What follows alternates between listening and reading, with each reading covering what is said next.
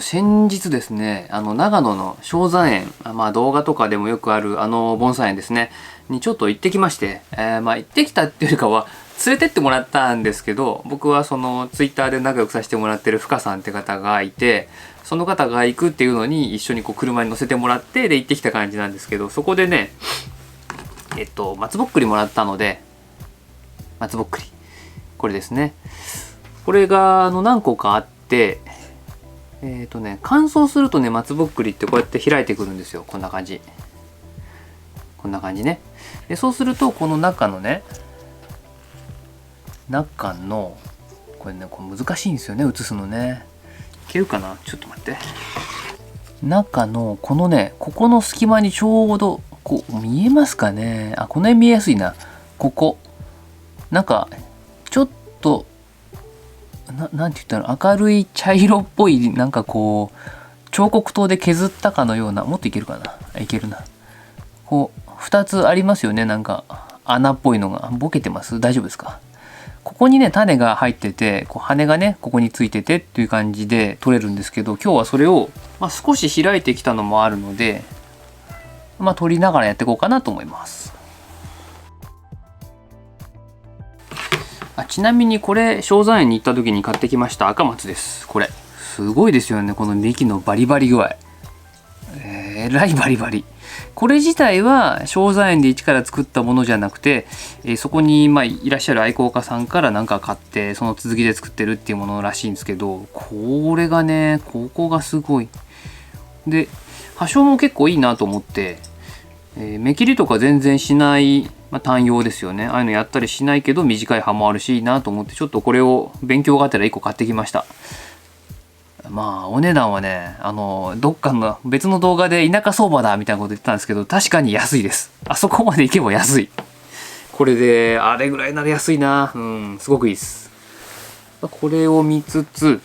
種を取っていこうかなと思います。もうすでにね何個か開けたっていうか、こう開いた松ぼっくりがあって、その分のね種は結構取れたんですよ。こんな感じで結構取れたんですけど、まだ残ってるので、ちょっとそれを取りながら、ここまで開くとね、なんかここ逆さまにしてこうポンポンやるだけでもう落ちるので、あと残ったのをなんかこうピンセットとかで取りながらですね。で正山園といえばあれじゃないですか、直根は切るなっていうあれでちょっと有名になってるような気もするんですよね。で実際僕も気になってたので、行った際にですね聞いてみたんですね。聞いてみたっていうか、一緒に行ったね方がなんて言ったらいいんだ、個人レッスンかっていうのをやってるんで、それを受けてて、その中でその話が出てきたのでこうふんふんと聞いてたんですけど、一応理にはちゃんとかなってるし、すごいなこれはと思って聞いてました。でただですね、あそこのその正山園っていう盆栽園が作る盆栽がどういうものかっていうのがまず前提にあっての話なので、多分普通の今流行りのなんて言ったらいいんだろうな、こう分かりやすく言うとこう小さくて、太くてなんていうとすごい曲がっててみたいな、そういう盆栽を作るものとはちょっと違うものを作ろうという盆栽園だと思うので、全部が全部その技術を活かせるってわけじゃないと思うんですけど、ただ僕はどっちかっていうと、こういう方のこういう寄りの盆栽を作る方のタイプなので、役に立つなと思って聞いてました。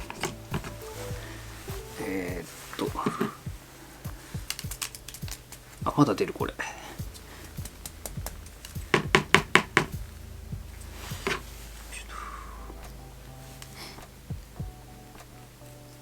で結論から言うと、結論からってどっから言えばいいんだろうな、難しいな。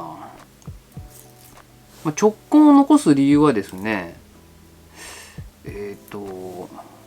説明の方法としては何がいいかな。ポイントは3つあるんですよね。長く木をずっと育てるっていう100年200年っていうスパンで考えた時には、そこを残した方が強い木ができると。そりゃそうですよね。地面に植わってる木って大体その立ってる木以上の根がこう直根っていうのが絶対地中に埋まってるので、それがあって初めて成り立つものですから、それは確かにそうやって長く作るとなった時には必要なものなんだろうっていうのがまず1点と、それを切ってですね、最初に、未生の段階で切って、発泡根を出すためにこう元からねチョキンと切っちゃうと、また若い根が出るので、若い根が出るイコール若い枝が出ると。ってことは、木が、老熟化するのに時間がかかるのでっていう点が2点目と、あとは、そうだな、直根切ってある木だとどうしても、作っていく段階で頭とか幹が弱るということらしいですね。ちょっと足りてないかもしれないんで、気になる方は実際に行って個別レッスンを受けてその場で聞くのがいいと思うんですけど、僕も一回聞いただけなのでちょっと全部ちゃんと説明できないし、多分あちらも全部は言ってくれてないと思うので、何回かこう足を運んで聞いてみるのがいいと思います。でもその理屈としてはちゃんと成り立ってるなと思ったのは、走り根があると徒長枝が出るっていうのは一般的じゃないですか。でそれは何でかっていうと、木のこの面の上と下が一致してる、根の動きと同じように木も動いていくと。だから変な風にこう生えてる木って大体根も片根になってますよね。片方だけやたら出るっていう、その感覚で言うと確かにここがこう走っちゃうとこれに対応する枝がこう走ると。だからみんな、走り根切って徒長枝が出ないようにするっていうので考えると、幹をこう立ててるとこの根は直根なわけですよね。確かにここのまっすぐ来てる。でそれを切っちゃうっていうことは、この幹が弱くなるっていう、芯が弱くなるってことだなっていうふうに、僕は理解できたので、そういう意味じゃ確かにその通りだと。変なこと言ってるわけじゃないし、何を作るかにはよると思うんですけど間違ってないなこれはと思って、すごいっていうふうに感じましたね。みんなが知ってる理屈をちゃんと元から考えて、さらに自分が作る盆栽にどうやってこう当て込めていけばいいのかっていうのがあって、これはすごいと思いましたね。一応ね、ここで言っていいのかどうかわかんないですけど、その土の抑え方とかによって根の出方をコントロールする方法とかのためにこういう土を使ってるとかっていう、その一個一個にちゃんと意味があって、そうだな、針金の留め方から鉢底ネットの使い方まで完全に鉢を何にするかまでちゃんと意味があって、これはすごいなって、ここまで考えて一から全部工程を組んであるのをなかなか見たことがなかったので、ほら大体土はこんな感じとか、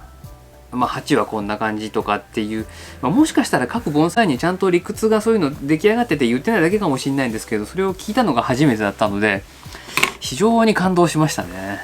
で羽付きの種は結構取れたので、これを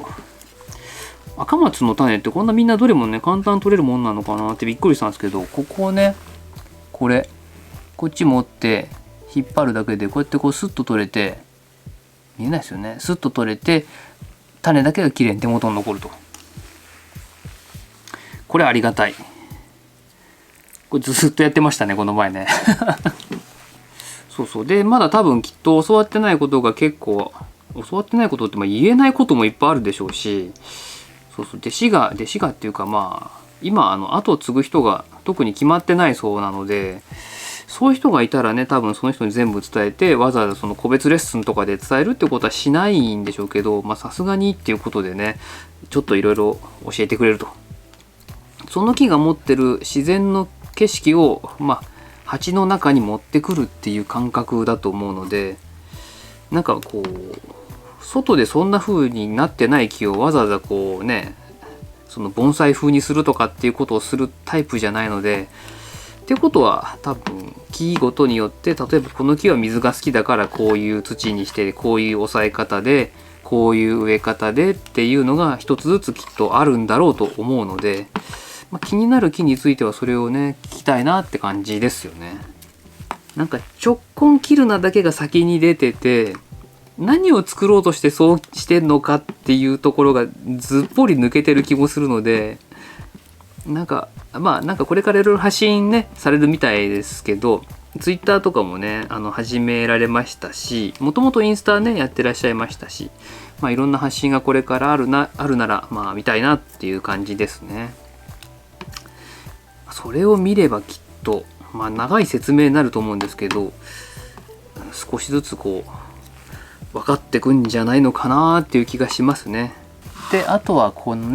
これ水にちょっとつけてみて浮いたやつをねまた保管しといて春に巻いてみようかなと思ってます。まあそういうとこに行ってきたよっていう話でした。まあそこでねお土産いただいたし、これでまた赤松の味噌をやってみようと思います。なんかすんごいいいのがね何年か後にできたら自分で作った鉢に入れて売るっていうのもありなのかなという、まあそういう感じですね。まあしばらく先でしょう。はい、じゃあ今日もねご視聴ありがとうございました。本当中身がなくて今回はすいません。まあたまにはこういうのもいいんじゃないですか。こういうの見てね、雑談みたいな感じでやるのもいいかなと思ったんで、そういうのやってみました。